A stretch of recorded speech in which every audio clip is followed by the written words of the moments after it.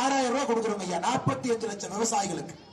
நல்லா யோசிச்சு பாருங்க, ஒருத்தர் 2 பேர் இல்லைங்க, 45 லட்சம் விவசாயிகளுக்கு வருடத்திற்கு நீங்கள் 6000 ரூபாய் கொடுக்கும் பொழுது இதுவரை 30,000 ரூபாய் வங்கி கணக்கு வந்திருக்கு.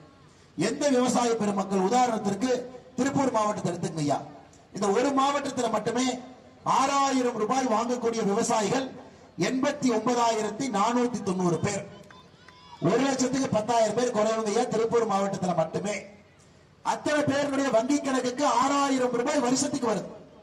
இதுவரை 15 தவணையில தவணைக்கு 2000, 30,000 ரூபாய் அவங்களுடைய வங்கி கணக்குக்கு வந்திருக்கு. விவசாய பெருமக்களை பொறுத்தவரை திட்டங்கள் பெண்களுக்கு உங்களுக்கு தெரியும், எதுவுமே சொல்லாம நம்ம செஞ்சுட்டு இருக்கிறோம் ஐயா.